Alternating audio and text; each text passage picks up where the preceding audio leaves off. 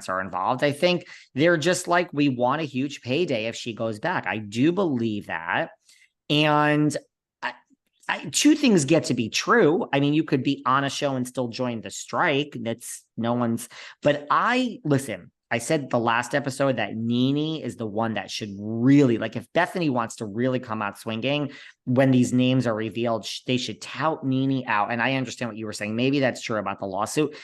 The only other name that comes to the top of my mind that should be right there with her is Rachel. Imagine if Bethany says, we have Raquel Leviss and Nene Leakes have joined me. That would, Raquel's name associated with this would be great.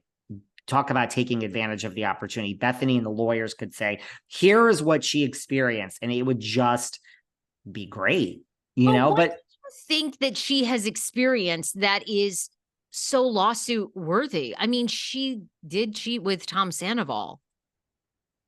Well, yeah, I mean, I'm not saying that she's done anything. I'm just saying, like, the optics on that would be great. I still think you'd come back and be part of the lawsuit.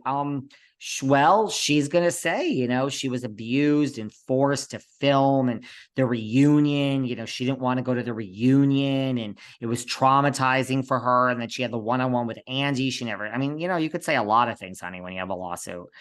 This is why nobody should sue anyone unless it's airtight, because otherwise you are just wasting your money and it's going to go on and on and on and get dismissed, guys. They're going to say this about you. You're going to say that, what was I going to say to you? But I know I'm my spidey senses say we really, really may not see her. It's like we are in it. I think we're not going to see her. I mean, the stories are developing this season. I don't even know if we need her. I mean, do people other than a Raquel? I think we need her. I think we need her. You do? Yeah, because she's the last piece of the story that is untold. I mean, what are we going to get? What are we going to get if we don't have her? I don't know. We're going to get this. Everybody hates Tom. We're not filming with Tom. Tom's a scumbag. Can you believe Tom's still capitalizing off of this? Tom's stupid Howie Mandel interview. Tom Sandoval, Tom Schwartz fighting. James being upset with Tom. I mean, there is no substance to this show without Rachel. And I mean, I thought one of the most sincere things was Rachel and Sheena. They were really good friends. I mean, that's a huge betrayal. And Tom Sandoval was her friend. And to me, I want to see those three. Like, can you ever have a friendship after lying like that and letting some woman sleep in Rachel's, your dear friend, sleep in your bed, trusting that your husband, she wouldn't ever hook up with your husband. And, and Rachel's battling mental health things that people want to hear about. I mean, I just think without Rachel, what do we have here aside from the same old, same old?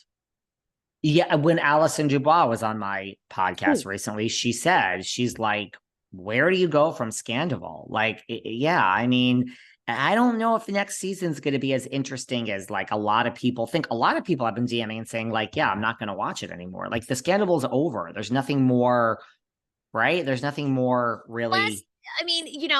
Unless Tom and Rachel were like giving it a go, I think, you'd want to see the inner workings of their relationship. Like, what do they see in one another? What do they bond over? But I'm with you. Listen, from one season to the next, it's really slippery. Ratings, I mean, the show wasn't doing great before. Same thing with New Jersey next season. I'm curious. Are you all going to tune in to really see what happens between Melissa and Teresa? Because everyone says in my DMs, I'm not watching if they're both back. Well, Melissa is back and Teresa is back and everyone's favorite Margaret is back. Everybody's back, even Jackie. So I wonder if it's going to be another like toxic season, like Kim says, and it's going to fights or if everyone is just going to say, I am not watching. And that's what they say, but I don't know if it's true. So like season to season, the ratings, there's a lot could happen, girl. A lot could happen. I don't want to move on unless you're ready. I don't know if you have anything you want to talk about for Vanderpump Rules, but I am also curious about this. The ratings for the new reboot of RHONY are supposedly very low, like 400,000. Sweetie, you get more downloads in a month. Girl, I get Plenty more downloads in a month, let me tell you. What? Um, And I'm getting close, but I'm not at the 400K a month mark. But honey, I get more than double that in a month. But it's I not about me. It's not about me.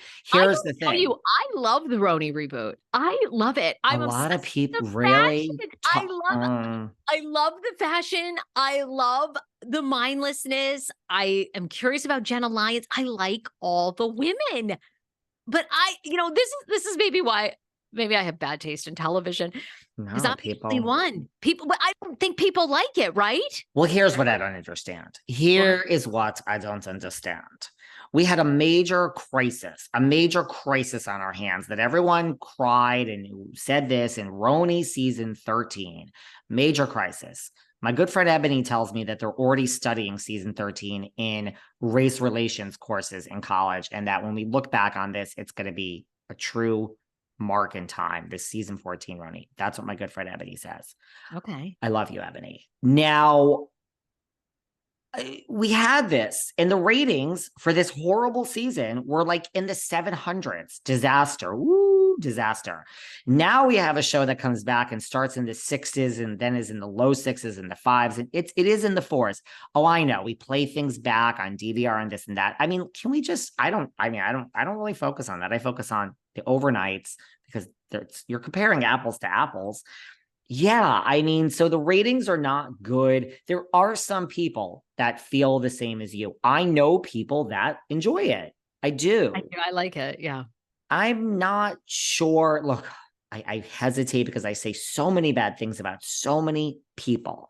And until I burn that particular bridge, I try to hedge because I'm like, do I need to burn another bridge? I had Psy on. I'd like more of the girls on.